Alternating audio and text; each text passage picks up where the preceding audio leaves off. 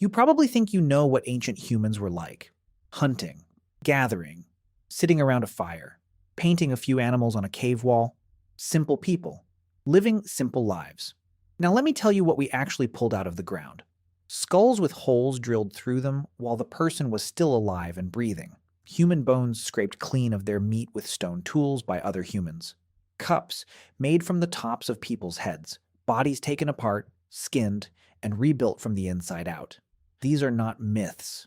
These are not legends. Every single one of these is a real thing, done by real people, and we have the bones to prove it. And the strangest part is not that they did it. The strangest part is why. Because almost none of this was cruelty. Most of it was love, or faith, or grief, expressed in ways that would make you physically sick to watch. So let's dig them up. These are the disturbing ancient human rituals you have never heard of. Let's start with the one that makes surgeons wince. Around 7,000 years ago, in a place we now call Ancestor in France, a man had a hole cut into his skull, not a small crack. A wide, deliberate opening, scraped straight through the bone. The procedure is called trepanation, and here is what it involved. You take a sharp piece of flint, or later a small drill, and you go to work on a living person's head. You cut through the scalp, you peel it back, and then you begin to scrape, or drill, or saw a hole through the skull bone, millimeter by millimeter, until you break through to the membrane covering the brain. No anesthetic. The person is awake. And the skull, by the way, has no pain receptors, but the scalp absolutely does. Now here is the part that should genuinely unsettle you. That man in France did not die. His bones show the wound healed, the edges smoothed over with new growth. He lived for years afterward. And then, later in his life, they did it again. A second hole. Trepanation is not rare. We have found trepanned skulls all over the world, thousands of them, from Europe to Peru, going back at least 8,000 years. In some ancient cemeteries, a shocking share of the skulls have holes in them. At some sites in Peru, the survival rate got so good that most patients lived. Why? We think they were letting something out. Evil spirits, bad air, the pressure of a headache, the demons behind a seizure. Someone was in agony and their family believed the way to save them was to open their head and let it escape. That was medicine. That was somebody trying to help.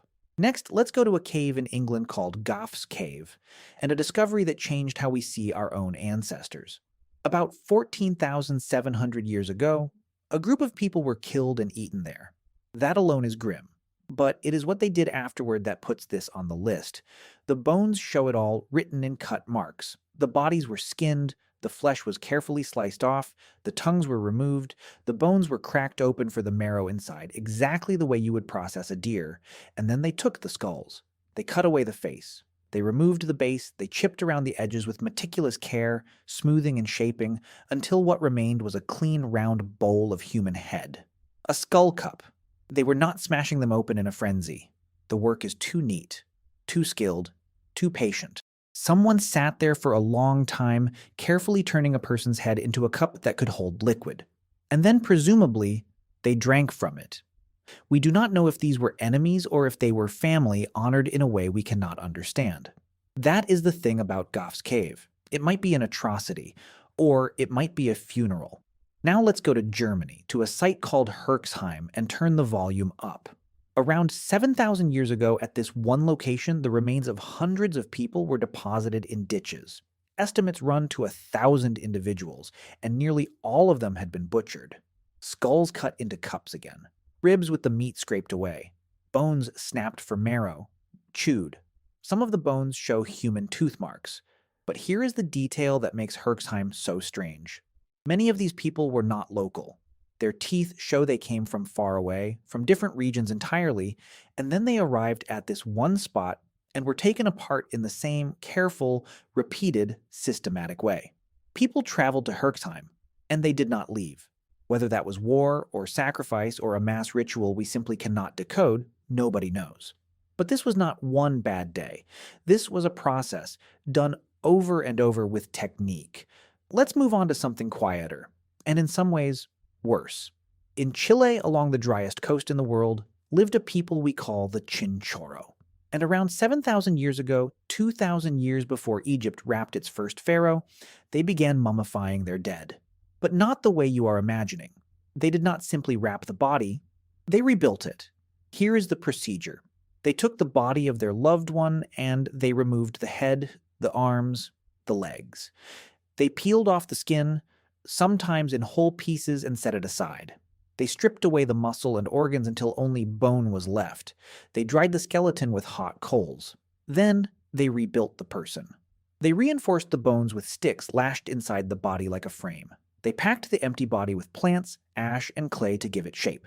They put the skin back on, patching any gaps with sea lion skin. They fixed the head back into place, added a wig of human hair, and covered the face with a clay mask with the mouth and eyes left open. And this is the part that gets me, they did not bury them. They kept them. The mummies stayed with the living above ground, apparently for years. Their surfaces were repainted and repaired over time, again and again. You did not lose your family. You disassembled them, rebuilt them, and kept them standing beside you. Some of the smallest mummies are babies and unborn children. This began, as far as we can tell, with people who could not let go of their infants. Next, Sweden. About 8,000 years ago at a site called Modala. At the bottom of what used to be a shallow lake, archaeologists found stone structures, and on them, human skulls. And driven up into at least 2 of those skulls, still in place, were wooden stakes. Someone mounted human heads on poles and put them in the water. The skulls belonged to men, women, and children. Some show healed injuries from violence long before death. And the arrangement was deliberate, carefully placed at the bottom of a lake, along with animal bones and tools. Heads on stakes in a lake, 8,000 years ago. And we have absolutely no idea what it meant. Then there are the rituals people performed on the living. Tooth ablation. Across the ancient world, people knocked out their own healthy front teeth on purpose. Not diseased teeth, perfect ones. Usually at adolescence, as a rite of passage, or a mark of grief, or belonging. Somebody braced your head, placed a stone or a chisel against your incisor, and struck it, and you were expected to sit still for it. And skull shaping. This one starts in infancy. Across the world, from Iraq to the Andes, parents bound their babies' heads. They wrapped boards, cloth, and cords tightly around a newborn's soft skull, and kept it there for months or years, so that as the child grew, the head would grow long or flat, or pointed into an elegant tapering shape. That baby grew up with a permanently reshaped head. And they did it because they thought it made their child beautiful. Because it marked the child as one of them, it was, in the most literal sense, parents shaping who their children would be. So let's step back and look at all of it. A hole drilled in a living skull. A cup carved from a human head. 1,000 people butchered in a ditch. A family taken apart and rebuilt with sticks and clay and kept standing in the house. Heads on stakes at the bottom of a lake.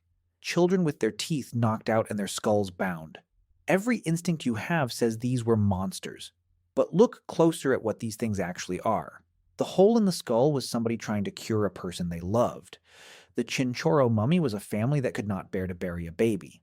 The bound skull was a parent making their child beautiful. Even the skull cup may have been an act of reverence, a way of keeping someone with you. That is the real horror of this list. Not that ancient humans were cruel, it is that almost all of this was done with care, by people who believed with all their hearts that they were doing the right thing for someone they loved. They were not monsters, they were us, with different beliefs and sharper stones, and in a few thousand years when someone digs up what we do to our own bodies and our own dead, I wonder which of our rituals will end up on their list.